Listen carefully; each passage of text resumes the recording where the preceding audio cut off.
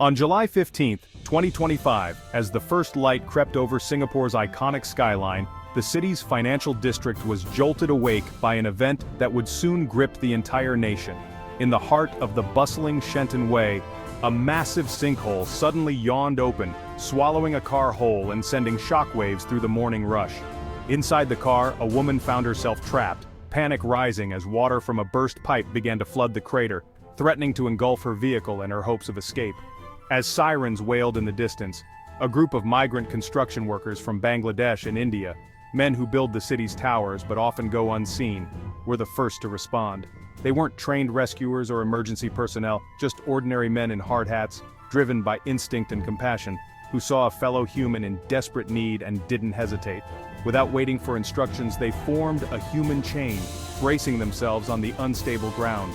Using ropes, their bare hands, and sheer determination, they pulled the terrified woman from the sinking car, saving her life just moments before the vehicle disappeared beneath the water.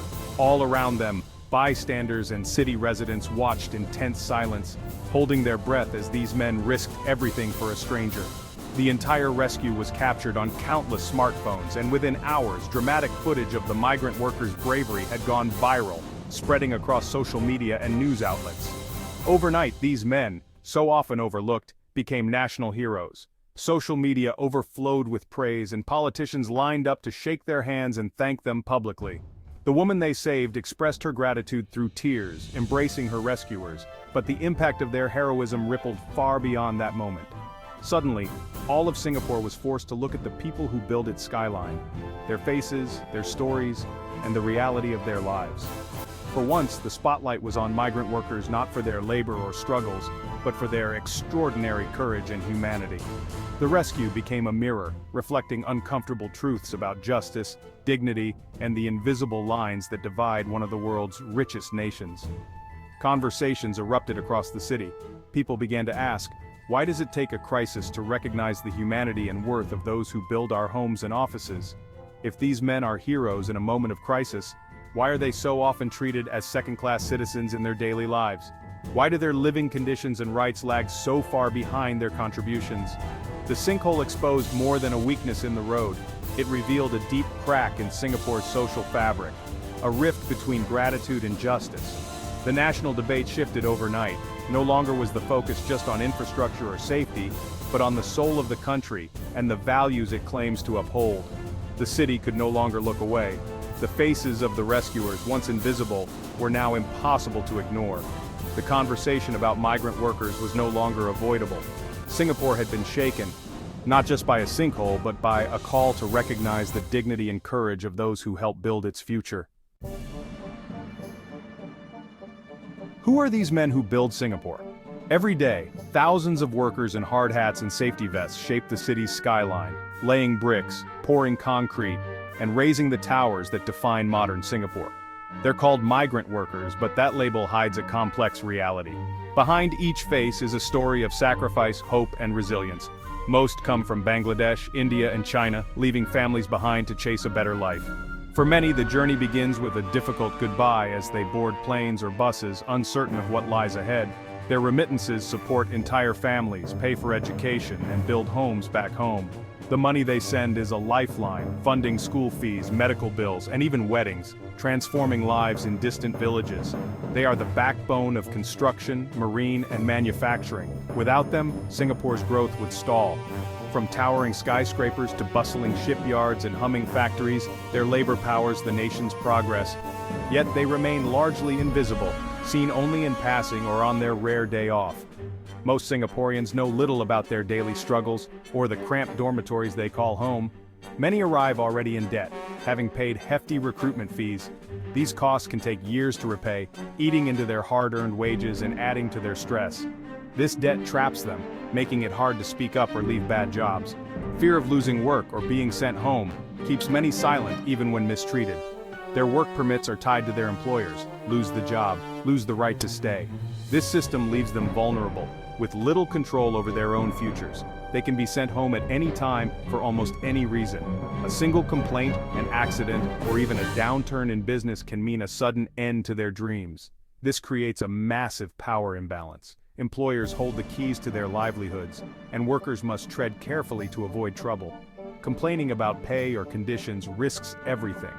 Many endure long hours, low wages, and unsafe conditions in silence, hoping things will improve. In essence, they are temporary, disposable, and easily replaced. Yet without them, Singapore would not be the vibrant, modern city it is today. Beneath the shimmering skyline and the promise of prosperity, the daily life of a migrant worker is a world apart from Singapore's gleaming image. While the city is celebrated for its order and affluence, there's another side that often goes unseen. Their day begins before the sun rises in dormitories that are often located far from the city's heart. These buildings, tucked away from the main streets, are home to thousands who have left their families behind in search of a better future. Inside, 12 or more men squeeze into a single room. Privacy is a luxury they cannot afford, and personal space is almost non-existent. Every corner is filled with belongings, reminders of lives lived far from home. Their work is physically demanding, long, exhausting hours under the relentless tropical sun 6 days a week. The labor is tough and the risks are high, yet the rewards are meager. Most earn between $500 and $900 a month, a fraction of what locals make for similar work. Much of this is sent home to support families, leaving little for themselves. After a long day, they return to basic dorms, where meals are simple and often lacking in nutrition. The food is filling, but rarely satisfying, and many workers miss the flavors of home. Healthcare is technically available, but many fear taking sick leave, worried about losing wages or even their jobs. The cost of missing work can be devastating. Loneliness and debt weigh heavily on their minds. Mental health struggles are common, as workers cope with isolation, homesickness, and the pressure to provide for loved ones far away. Their one day off each week is precious, a rare chance to gather in places like Little India, to reconnect with friends, share stories, and briefly escape the grind of daily life. Even then, they are often met with suspicion or scrutiny, reminded that they are outsiders in a place they help build. Despite their essential role, they remain on the fringes of society, walking past the luxury they help create but can never access. Their lives stand in stark contrast to the wealth and comfort that surrounds them. The city's prosperity is built on their backs, yet their own dreams remain distant. Every skyscraper, every gleaming mall is a testament to their labor, but their stories are rarely told. Their reality is hidden in plain sight, woven into the very fabric of Singapore, yet too often overlooked. One of the most visible symbols of migrant workers' plight is how they get to work. Every day, men are transported on the open backs of lorries. No seats, no seat belts, no real protection. It's dangerous, but it's become normal in Singapore. Accidents have claimed lives, yet the practice continues. Employers argue that buses are too expensive, but at what cost? Each accident sparks outrage, but little changes. The government has introduced minor safety rules, but the core issue remains. Lorries are not safe for people. This practice sends a clear message: profits come before safety. The Sinkhole heroes likely rode to work this way that very morning. Their bravery stands in stark contrast to the risks they face daily. The irony is bitter, and the public has noticed. The debate over lorry safety is a debate over the value of human life. The Sinkhole rescue reignited a deeper debate. What does fairness mean in Singapore? There's no national minimum wage. Migrant workers' pay is set by market forces. They build the nation yet are among its lowest paid. Advocates call this exploitation. Full-time work in a wealthy city should mean a dignified life. There's also no path to permanent residency for low-wage workers, no matter how long they stay. High-skilled foreigners can become citizens. Migrant workers remain temporary guests. This two-tiered system is by design. Their rights, safe transport, fair pay, decent housing, are limited or denied. The rescue forced Singapore to confront whether this system is just or sustainable. After the rescue, advocacy groups like TWC2 and Home amplified their demands. They want more than praise, they want real change. Top-of-the-list ban lorry transport requires safe vehicles for workers. They call for fair wages, an end to debt bondage, and the right to switch employers. Better dorms, accessible healthcare, and mental health support are essential. They argue these are basic rights, not luxuries. The message is simple: treat migrant workers as human beings, not disposable labor. The time for symbolic gestures is over. Real reform is needed. The government responded with praise, awards, and promises of policy reviews. Officials met the rescued workers, acknowledging their heroism. They announced another review of lorry transport rules and fast-tracked some safety measures, but they stopped short of banning lorry transport outright.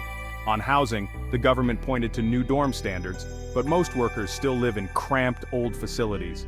The response is a balancing act, showing concern for workers while protecting business interests. Critics say incremental changes aren't enough. Human rights shouldn't be subject to cost-benefit analysis. The government's cautious approach leaves many unconvinced. The pressure for deeper reform is growing. The world is watching to see if Singapore will act. As headlines fade, the question remains, will this moment spark real change? History suggests caution. Past tragedies brought outrage, but little reform. This time, though, the story is different. Heroes, not victims. Their courage is etched into the national memory. The conversation is broader, about wages, housing, dignity. Young Singaporeans are more engaged, using social media to keep the pressure on. Sustained public attention could force real change, but obstacles remain. Powerful business lobbies, economic dependence on cheap labor, and segments of society resistant to change. The path to reform is steep. The system is resilient, but so is public demand for justice. The future depends on whether this momentum endures. Will Singapore choose progress or let the moment slip away? The answer is still unwritten. The sinkhole was patched in days, but the cracks in society remain. Real change requires more than quick fixes. It needs courage, empathy, and a new social contract. Reforms are clear ban lorry transport, ensure fair wages, end debt bondage, and offer paths to residency. These are not radical, they're basic decency. Change must come from within. Seeing migrant workers as fellow humans, not outsiders, it means challenging prejudice and holding leaders accountable. The sinkhole heroes gave Singapore a moment of moral clarity. The choice now is whether to build a fairer, more inclusive future. Will Singapore pave over the cracks, or do the hard work of real reform? The road ahead is uncertain, but the decision belongs to all Singaporeans.